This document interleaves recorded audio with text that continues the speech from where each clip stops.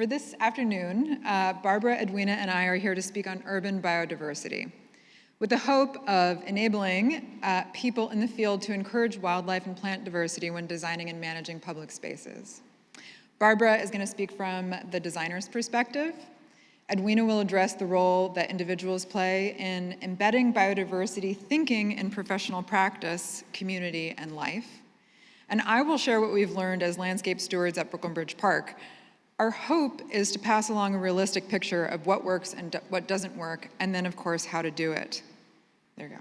All right. I'm incredibly happy to present Brooklyn Bridge Park as what I believe is a successful experiment in our efforts to address the changing climate and encourage biodiversity through both design and management. As Director of Horticulture of the park, I'm going to talk about what happens to your designs after the contractors pull out, and tell just a few stories that illustrate what it takes to steward a completed construction project into the sort of land that not only facilitates meaningful connection to nature for people, but also genuinely supports wildlife and can welcome back species that were pushed out of our cities by development. The first sections of the park opened in 2010, and we're finishing the park this fall. So we've had over a decade to carefully observe the way that MVVA's initial design responds to extreme weather events, like we've had quite a few of, as well as to see the degree to which their efforts to build habitat into a park visited by well over 5 million people annually have been successful and how they've played out. But beyond just observation, we, the Brooklyn Bridge Park Hort team, as well as the ops team and the capital team, have also worked with MVVA over the years to discuss park functionality and alter upcoming plant palettes, tree placement, soil specs, et cetera, so that the design can best address the needs of the site as well as our management capabilities and whenever changing conditions arise. MVVA has also influenced our management operation over time. They've tailored designs to our capabilities, advocated for staffing levels that can adequately care for gardens, and taken the time to work with individual gardeners to convey design intent. They've even introduced us to the ecologists they've worked with to design various habitats.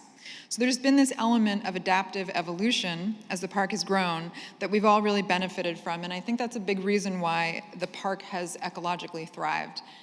This is park gardener Bella standing with Jason, who is MVVA's plant guy. They're both wonderful.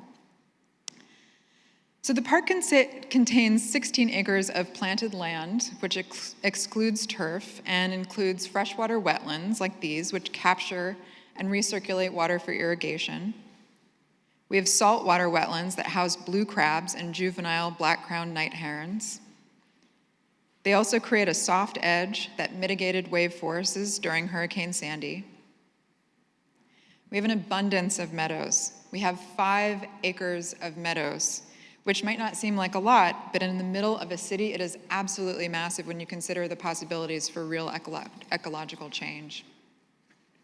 And it allows us to welcome rare grassland specialist birds like the Vesper sparrow and the lark sparrow that are both on the New York list of special concern birds. More meadows.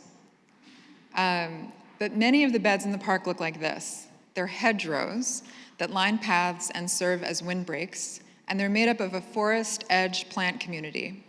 Sometimes they're really just an outright thicket, which is great because that density makes them ideal habitat for migratory and nesting birds. Birds look first for structure and then for food availability when selecting a place to hang out, and our park beds are absolutely perfect. And that is super important, as our city is located right along the East Atlantic Flyway for migratory birds. This is a group of animals we've seen, as was mentioned, decline 30% in the last 50 years. Grassland birds are down over 50%, and meanwhile, cities are growing. Currently, more than half of humanity live in cities, and that number is expected to reach almost 2/3 by 2050, when the UN predicts the world population will hit 9.8 billion. So it's imperative that we figure out ways to fit these animals and their migrations into our cities, and we take the responsibility of doing that quite seriously at the park. Of course, those hedgerows weren't planted as a forest, but a matrix of sun-adapted plants and whips that grew over time. We've since edited and replanted the understory, but this was a pretty unusual planting strategy when we started by MVVA, and that really shaped a lot of our thinking about park beds. They use the term managed succession, and it's actually been kind of complicated. I don't mean to say that it's a perfect technique. But what they did was to shift our thinking away from a garden bed as a place where one places a tree between two shrubs and expects to return in 75 years and find them all identically placed, only larger, as is the case in traditional horticulture, to a place where our beds are dynamic places in which plants move around and they outcompete each other, they die and they reproduce in the park, and that is really key to the whole project. They're systems that we're trying to kickstart, and our goal is to manage them towards healthy independence that can even adapt to changing conditions. And even though it's not the part that most people pay attention to, although of course many of you will know, that a lot of that work starts with the soil, which are engineered by the brilliant F2 environmental team, and they're arguably not real soils at all. They're a growing medium that holds plants in place and allows them to access water, but they don't do the work of soils, which is to break down nutrients and recycle them in plant-available forms. That's our job, to take this mixture and then turn it into soil. And much of that work is actually done by the leaves. The saying is that they're called leaves, you're supposed to leave them. So we leave them all on the ground. And unfortunately, many people are under the mistaken impression that deciduous plants just throw their leaves away. But trees are actually carefully placing those leaves over their root systems, where they function as a temperature buffer and as a moisture regulator. Over winter, when it snows on top of leaves and twigs, the heat of the earth will actually melt a few inches of snow, and all the twigs and leaves will act as little beams to little structures. And there's this space between the earth and the snow called the subnivean zone, which just means under the snow. And it's incredibly biologically active over the course of the winter. There's beetles and rodents and root growth that's all happening because it doesn't actually get below freezing. When you have 6 inches of snow above it, it insulates the temperature, and it's a very active place. And even you can watch incredible videos online of owls and foxes just diving straight into that zone and hunting.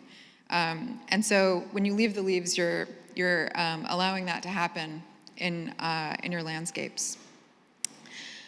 They're important, the leaves are important for so many reasons, and the plants need them there for the reasons I just described. They're the mulch that your plants want. They're the nutrients and compounds that are in the leaves that break down over time and feed the soil organisms, who will then cycle the nutrients back up to the trees like a slow motion carbon fountain, going out from the leaves, down into the ground, back up the roots, around and around. They'll use those leaves, the plants will use those leaves to change soil acidity, and then they'll use root exudates to feed starches to bacteria and attract the right mycorrhizal fungi. So it's our job as gardeners to really get out of the way of those processes and let them do their thing. And that sort of trust in these natural processes and our role more as facilitators is at the base of so much of our work in the park. Because when we leave that leaf layer, we're also leaving many of the organisms within it, like bumblebees who overwinter in the duff, this polyphemus silk moth, and morning cloak butterflies, and pearl crescents who overwinter as caterpillars at the base of their host plant, the smooth aster. These are animals that are also suffering through the Anthropocene. Globally, in the last 35 years, entomologists estimate that we've seen an arthropod decrease by 45%, and local studies are much worse. And these insects are also feeding other organisms. They're the food for the birds that we're trying to encourage in the park as well. This ovenbird will only hang out where they can root around in the leaves and find bugs and seeds. So we try to leave the leaves as much as possible. We do spring cutback, like good gardeners. It's a practice that just about everyone does, but we're really selective and intentional about it. In meadows, we cut the seed heads off and then collect them and then spread them on the ground. And that makes them available for birds, and it also develops the seed bank in the park. We're very aware of how it's often our own well-intentioned gardening practices that brings the most disturbance to a garden bed. And if you think about a bird nesting in a garden that you're cutting back, weeding, planting, all of these things, they make those beds uninhabitable for so much of the wildlife that we're trying to attract. There was a study out of St. Louis a few years ago that looked at bee abundance by neighborhood income, and they found that the poorer communities had the most bees, specifically because they weren't taking care of their landscapes. Often the best thing that we can do from an ecological perspective is to stay away from our gardens. So we try to minimize cutback and only do the bare minimum, and we found for certain plants like sedges, they actually look much better just from a purely aesthetic perspective when you leave them alone. As our park work really interrogates our garden practices, typical American garden practices, and compares them to the life cycle of the wildlife that we're trying to encourage, assessing where those two things intersect, and then experimenting with ways that we can alter our garden routines to support certain species. So for that pearl crescent caterpillar that we know is overwintering at the base of our smooth asters, when we cut those asters back in the spring, we're very careful not to step in them. And it seems like a logical thing, but it makes such a huge difference. We have clouds of pearl crescents at Brooklyn Bridge Park. I counted over 50 in one day. And it's extravagant. And we do this research and assessment for just about every butterfly species in the park. And sometimes I honestly can't even believe it's my job. We see ourselves as not just providing flowers and views to the public, but also literally providing butterflies. And we've seen amazing things happen when we just leave them alone. One day, this inelegant aster popped up in our flower field, and I almost weeded it out. But we have a rule that you're not allowed to pull things you can't identify, and I appealed to the internet and found that it was the state-threatened salt marsh aster, which we've now moved into our salt marshes, where they are happily thriving. And this is John holding a katydid, who lay their eggs on the twigs, and they make that ch-ch-ch-ch sound that you hear at night. And we didn't used to have them. And honestly, we never even noticed that they were missing. But one day the crickets started singing and the grasshoppers started calling, and we had the katydids at night, and it just completely transformed the park, because the animals are integral to the experience for people. They give us the auditory cues that trigger relaxation and memory, and they say this is what a summer night sounds like. Of course, we only practice organic gardening, but we also try not to spray even natural pesticides. The thinking is that if you build up biodiversity, pests will be kept in balance. So we have these catalpas, and years ago, they would get covered in aphids and honeydew, and we didn't spray the aphids like we were told to. And then one day, a naturalist found this, the two-spotted lady beetle, who hadn't been seen in New York State in 30 years. And now they're just absolutely thriving in the park. They eat these teeny tiny aphids, and if we had sprayed those aphids, we would have wiped out the ladybugs as well. This summer, a gardener, Alan, found the first walking stick bug that had been seen in New York City outside of Staten Island in years and years.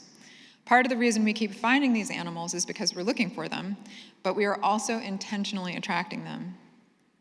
A couple of years ago, park gardener Pavel found this, the great golden bumblebee, or Bombus fervidus, which is an S1 critically imperiled animal in New York State. And it's amazing, this rare bee is living in the middle of the biggest city in the country. But when you look at the sighting map on iNaturalist, they also are thriving in Philly. And there's a new paper out claiming that cities may act as safe havens for pollinators like Bombus fervidus, who are very sensitive to the pesticides used in suburban and rural areas, as well as diseases from agriculturally managed bees, which is fascinating because we're so used to thinking of cities as ecologically destitute, when it's simply not true. We're just different and can even be a refuge for certain species. Pavel also found this guy this summer. This is the blueberry digger bee. This is a somewhat common bee in rural areas, but it's very rare in cities, and as it relies on blueberries to rear its young. So this is a big win, and a good example of the types of pollinators that we actively go after, which are specialists as opposed to generalists. They help us answer the question of if our parkland which is completely constructed, is it functioning in a way that provides quality habitat? And here we have Pavel leading the annual monarch tagging operation. We have an unusual number of breeding monarchs due to our incredibly large populations of milkweed, but we also try to be a helpful way station for those monarchs migrating south when they come through the city. So we research and observe which flowers the migratory monarchs prefer to drink nectar from so that we can plant more of them in order to better support them. And we'll be posting that list of nectaring plants on our website this winter if you're interested. So when I look at where we came from, which is literally an empty parking lot, it seems to me that Brooklyn Bridge Park has been a true success thus far. And in the horticulture world, we now feel like we've experimented with a bunch of strategies and seen many of them work and are now actively sharing that information with anyone who will listen. But it's a rare honor to speak to the people who design whole parks or create the conditions in which they're created. So when I sat down to think about the things that I could share so that other designers might incorporate the best practices of MVVA and BBP, I came up with a list of practical things like ecological design and management. But there is a larger philosophical and political context in which most parks are at best funded for capital construction, but not given the resources they need for adequate maintenance over time. Our park is an example of what happens when a project has both. And it is wild how rare that is in the richest country ever in the history of the world. But from a practical perspective, there are still many things that even an underfunded project can do. The most important is planting native plants and organizing them into pseudo-scientific, pseudo-natural habitats. But they have to be sourced without systemic insecticides. Systemics are pesticides that are inside the plants and they don't wash off. They can persist in the plants and the soil for years, sometimes even decades in trees. And when we use native plants that are treated with neonics, for example, and they attract pollinators, caterpillars, and seed distributors, the plants are then actively harming and sometimes killing the very animals that we're trying to bring in. They're like poisoned apples. And I don't want to be too dramatic about it, but it's arguably insidious. And it's hard to get nurseries not to use them. Some can't or won't, but you might be able to make them. The combined purchasing power of landscape architects, I have to imagine, dwarfs just about everyone else in the field. And if this were something that was mandated or even requested widely, the effect on wildlife would be truly significant. Beyond that, designers can design for and create the expectation that their parks will be organically managed, and then encourage the hiring of passionate people if there is funding to do that. For both design and management, we've posted databases on our website to capture what we've learned and make it publicly available if you go to the horticulture page of our website. There's one on native plants for urban conditions and how to grow them, one on weeds, their weaknesses, and how to outsmart them. There are databases on bees, birds, and butterflies that all include the overwintering information of each species. And soon we'll have protocols for simple things like watering and more complex tasks like prioritization. I'm also hopeful that we will post our findings from a group called the Consortium of Coastal Parks that compiled plant responses to Hurricane Sandy and made them publicly available. I'm hopeful that we'll be able to post them on our website. We're able to do all of this because we currently have 12 full-time gardeners and a seasonal staff. And even though the landscape could use more gardeners, it's unusual that public parks are properly staffed to this level. There are parks in New York City with no gardeners. I was a parkie for years, and I was responsible for multiple entire parks, and there's really only so much we can do to create ecologically functional habitats if mugwort is just going to come in and take over. But even with a small staff, there are important ways to encourage them to do the sort of work we do. My perspective as a manager is that I'm here to facilitate gardeners' efforts. I do quality control, but we encourage them to follow their passions. We recognize that every person on our team brings important skills to the table and talk a lot about how our work, even if it is holding a hose or fixing a fence, is helping people, plants, and wildlife. And that is how we get this incredible work done. There's a full team of motivated people stalking stick bugs and posting them to iNaturalist.